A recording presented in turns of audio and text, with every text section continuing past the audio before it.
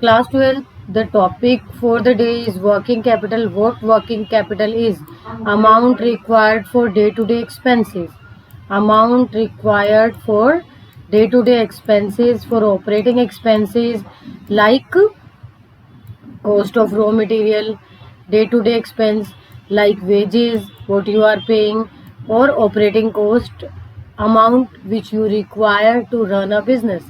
Day-to-day expenses is called working capital.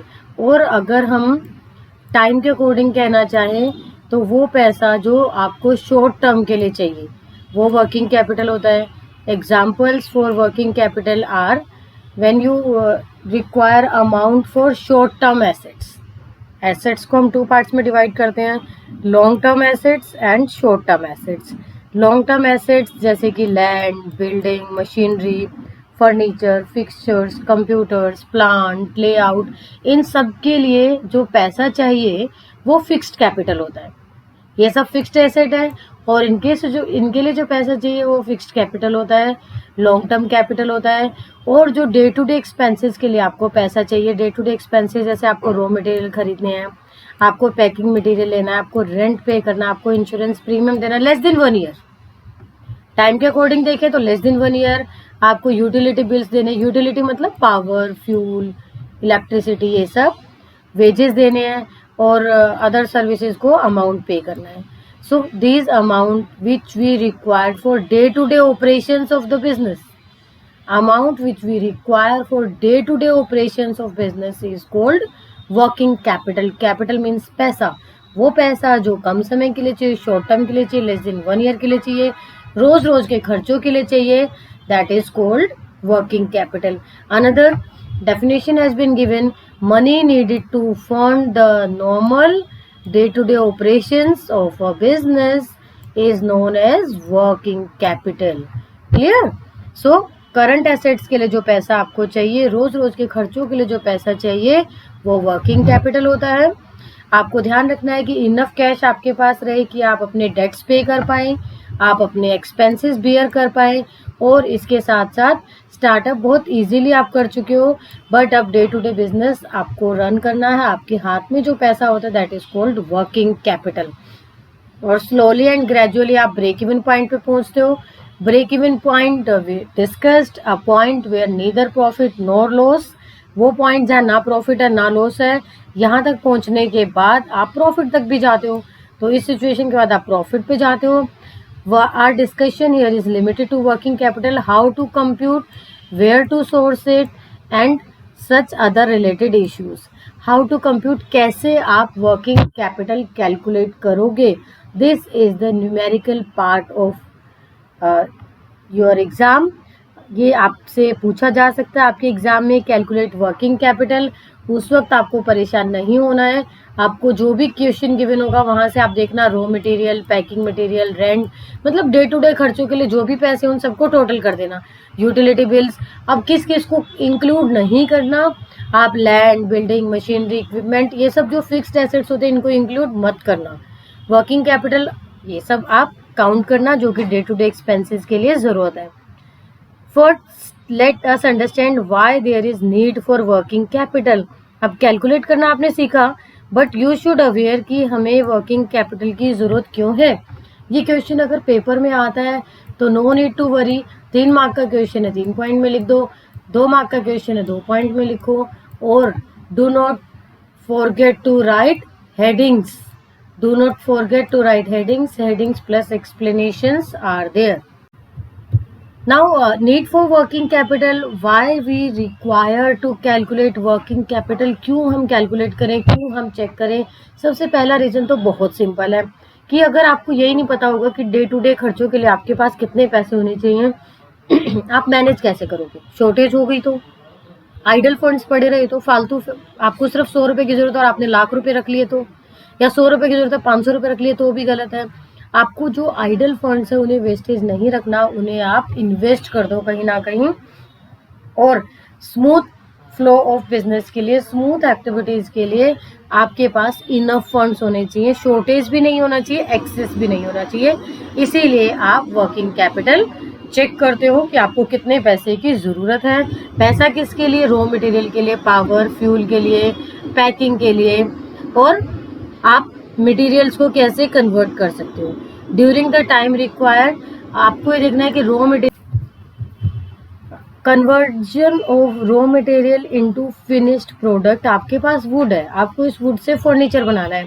Would say furniture बनाने के लिए आपको लेबर रखनी पड़ेगी, जिसे आप वेजेस दोगे।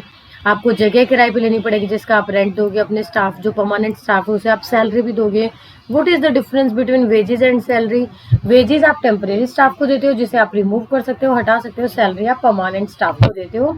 यूटिलिटी बिल मतलब बिजली का बिल, पानी का बिल, और भी कोई भी बिल आप दे रहे हो। इंश्योरेंस पेमेंट आप कर रहे हो, ईएमआई दे रहे हो उसके लिए। तो ये सब खर्चे आपको करने पड़ेंगे, और इन्हीं सब खर्चों को हम कहते हैं working capital. Once the end product is ready, अब आपने वुड से फर्नीचर बना लिया, रेडी हो गया, आपको इसे बेचना है। बेचने के बाद कस्टमर से आपको पैसा मिलेगा। अगर आपने कैश सेल कर दी तो आपका पैसा उसी वक्त मिल जाएगा, इमीडिएटली। बट अगर आपने क्रेडिट सेल करी तो एक क्रेडिट पीरियड होगा, 2 महीने, 3 महीने, 1 महीने, 10 दिन, 5 दिन, 2 दिन, कुछ भी हो सकता है। वो जो क्रेडिट पीरियड खत्म होगा उसके बाद डेटर्स आपको पैसा देंगे। जो क्रेडिट सेल में जो आपको बाद में पैसा देते हैं उसे आप बोलते हो डेटर्स। बी साइलेंट है यहाँ पे, DEBTORS, DEBTORS। क्रेडिट सेल में डेटर्स बनते हैं, और डेटर्स आपके लिए एसेट्स हैं, शॉर्ट टर्म एसेट्स हैं, 1 साल से कम के लिए होते हैं। इन्हें भी आप वर्किंग कैपिटल का ही पार्ट, फिक्स्ड करंट एसेट्स का ही पार्ट मानते हो। डेटर्स को करंट एसेट का पार्ट मानते हो, और ये आपको कुछ समय बाद पैसा देते हैं। और duration between buying raw material and receiving cash from customer is known as operating cycle. What is operating cycle? कि आपने रॉ मटेरियल लिया, उसे एक फाइनल गुड बनाया और बेच दिया। रॉ मटेरियल लेने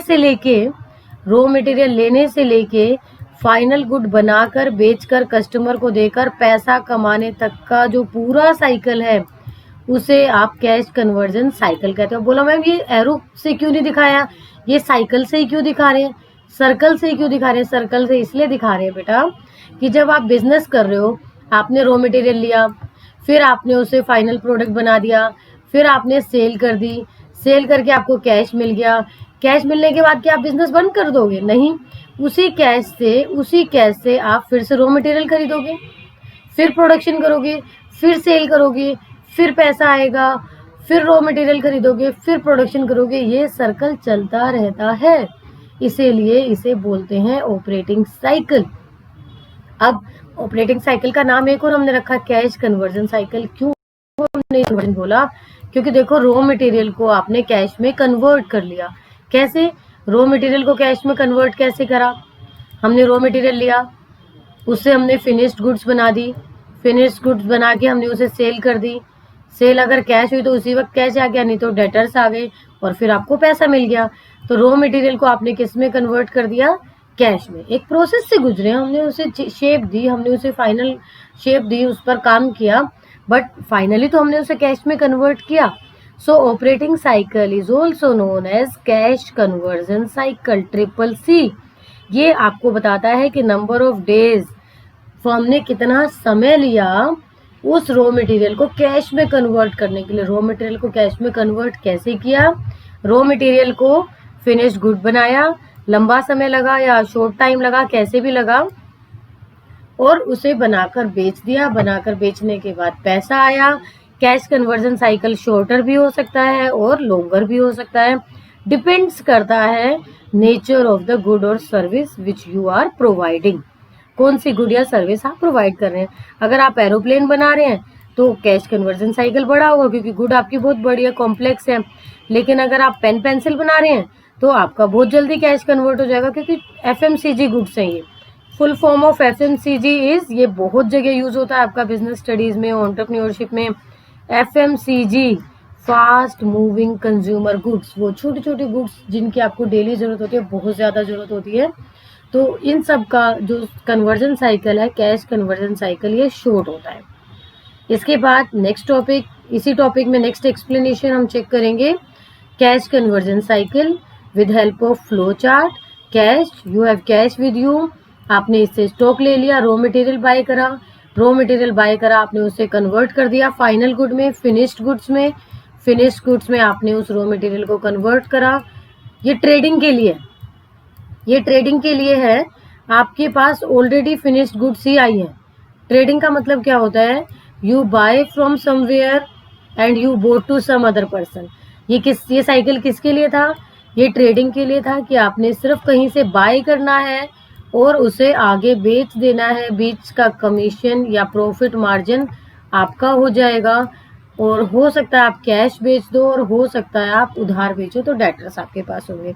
आपने कैश देके सामान खरीद लिया, स्टॉक आपके पास आ गया, स्टॉक को आपने बेच दिया। जैसे अमेजोन, बेचने पर आपके पास दो एरो बनने चाहिए, या तो डायरेक्ट कैश चला जाएगा, ये एरो हम बोल्ड कर देते हैं, ये एरो आप एक और ऐड करना, बुक में गिवन नहीं है। सेल्स करने के बाद या तो डायरेक्ट आपको कैश आ जाएगा या फिर डेटर्स आ जाएंगे, ये एरो जरूर आपको ड्रॉ करना है। सेल करने के बाद या तो आपको डायरेक्ट कैश आ जाएगा या आप डेटर्स तक जाओगे और फिर डेटर्स आपको कैश देंगे। So do not forget to join this arrow, कि सेल से डायरेक्ट आपको कैश भी आ सकता है। Clear? How we join this, let me explain it to you again. How we join this arrow,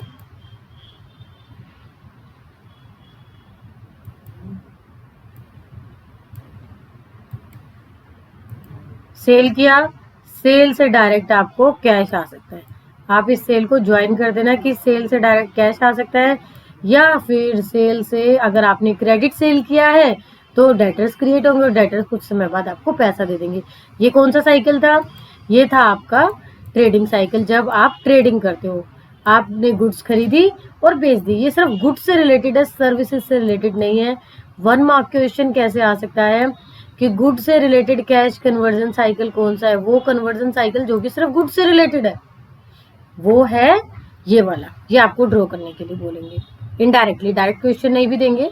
ये है गुड्स एंड सर्विसेज, सर्विसेज नहीं, ओनली गुड्स ही है, बट यहाँ रॉ मटेरियल लिए हमने, गुड्स से ही रिलेटेड है ये भी, बट यहाँ गुड्स मैन्युफैक्चर्ड है। वहाँ गुड्स बाय करी थी आपने और सेल कर दी थी, यहाँ गुड्स मैन्युफैक्चर्ड है या प्रॉपर मैन्युफैक्चरिंग प्रोसेस से आप गुजरते हो। गुड्स मैन्युफैक्चर करने के लिए आपने क्या किया, आपने रॉ मटेरियल खरीदा, आपने रॉ मटेरियल खरीदा, उस पे आपने लेबर लगाई, मशीन की हेल्प ली, वेजेस की हेल्प ली, आपने किसी जगह का किराया दिया, वहाँ आपने काम शुरू कराया। कैश से आपने रॉ मटेरियल खरीदा, थोड़ा साइज कम कर लेते हैं, कैश से आपने रॉ मटेरियल खरीदा, रॉ मटेरियल कैश से आपने रॉ मटेरियल खरीदा, रॉ मटेरियल पे आपने काम स्टार्ट किया, that is called work in process, और काम स्टार्ट करके उस गुड को फाइनल शेप दे दी, फिनिश्ड गुड। जैसे आपने फर्नीचर बनाना है तो आपने वुड खरीदी, would is raw material, would पे काम करना शुरू किया, फिनिश्ड प्रोडक्ट तैयार हो गए और फिनिश्ड प्रोडक्ट बनाकर आपने सेल कर दी। सेम यहाँ से फिर एक पॉइंट मिस है, कौन सा पॉइंट, कि अगर कैश सेल हो गई तो क्या होगा, कैश सेल हो गई तो डायरेक्ट आपको कैश मिलेगा। ये एरो बुक वाले बनाना भूल गए हैं, आप ड्रॉ कर देंगे कि कैश सेल हो गई तो आपको डायरेक्ट कैश मिल जाएगा, बट अगर क्रेडिट सेल हुआ तो फिर आपके पास क्रिएट हो जाएंगे डेटर्स, और डेटर्स के बाद कैश। अब इसे साइकिल क्यों बोला, कि कैश के बाद फिर आपने रॉ मटेरियल खरीदा, फिर आपने काम स्टार्ट किया, फिर काम तैयार हो गया, फिर आपने उसे सेल कर दिया, फिर डेटर्स क्रिएट हो गए या डायरेक्ट आपको कैश मिल गया, फिर आपने उस कैश से फिर से सामान खरीद लिया। कॉन्टिन्यूअस चलता रहेगा। You know, business is a continuous activity, सिर्फ एक बार बना के बेच देना बिजनेस नहीं है। This is CCC, cash conversion cycle for a manufacturing business. Another one is cash conversion cycle for a trading business. Now difference between gross and net, इसके लिए मैं आपको बहुत बढ़िया एक मैजिक ट्रिक बताती हूँ। आप कभी कभी इन दोनों में रिलेशन तो डेप्रिसिएशन का होता है, इन दोनों में रिलेशन तो डेप्रिसिएशन का होता है। आप ये भूल जाते हो कि मैं किस में डेप्रिसिएशन प्लस करूं और किस से माइनस करूं। एक में प्लस करके आंसर आ जाता है, दूसरे से माइनस करके आंसर आ जाता है, लेकिन आप ये भूल सकते हो। इसके लिए आपको एक मैजिक ट्रिक मैं बताती हूँ। आप ग्रोस के लिए G लिख लो और नेट के लिए N लिख लो। अब आपको देखना है डेप्रिसिएशन किस में प्लस करोगे, दोनों को इक्वल करने के लिए। दोनों को इक्वल करना है, तो आप डेप्रिसिएशन किस में प्लस करोगे? मैजिक पॉइंट अब आपका है, बड़ों को आप क्या कह के बुलाते हो? जी। मैंने बुलाया, आपने बोला जी मैम आ रहा हूँ, मम्मा ने बुलाया जी मम्मा आ रहा हूँ, तो बड़ों को आप क्या कह के बुलाते हो? जी। तो जी तो ऑलरेडी बड़ा है, जी तो ऑलरेडी बड़ा है। अब इस जी पे पहुंचने के लिए नेट, मतलब कि नेट आपका छोटा था, नेट में अब आप प्लस कर दो डेप्रिसिएशन, क्योंकि नेट कम था, जी बड़ा है। जी को आपको याद रखना है कि जी बड़ा है, जी तक पहुंचने के लिए मुझे नेट को सपोर्ट देना पड़ेगा डेप्रिसिएशन का। इससे आप याद रखेंगे gross is equal to net plus depreciation. अभी ये मजाक लग रहा होगा कि नहीं जी मैं नहीं याद रखूंगा, मैं नहीं याद रखूंगी, जी से क्या फर्क पड़ता है? But when you stuck of an exam, जब आपको एग्जाम में एक फिलअप आएगा ना, या एमसीक्यूज आएंगे, ग्रोस एमसीक्यूज कैसे आ सकता है? Gross plus net is equal, gross plus depreciation is equal to net, और एक आ जाएगा gross is equal to net plus depreciation, बताओ विच वन इज करेक्ट। तब आपको एक फॉर्मूला काम आएगा कि ग्रोस तो ऑलरेडी बढ़ा है। अच्छा, एक और तरीका कर सकते हो, डेप्रिसिएशन वहां प्लस है ना, यहाँ माइनस हो जाएगा। ग्रोस में से अगर आप डेप्रिसिएशन माइनस कर दोगे तो नेट आ जाएगा, ये भी एक फॉर्मूला बन गया। ये सब आपको फिलअप, एमसीक्यू, ट्रू फॉल्स में पूछे जा सकते हैं, साइन चेंज करके ट्रू फॉल्स में पूछ लिए जाएंगे। एक और तरीका है क्या, कि अगर आप ग्रोस में से नेट माइनस कर दो, आपने नेट को इधर ले आना है, डेप्रिसिएशन को उधर ले जाना है, तो ग्रोस में से नेट माइनस कर दो, फिर आपका आ जाएगा डेप्रिसिएशन। ये आपको सपोर्ट करेगा 1 मार्कर क्वेश्चंस में।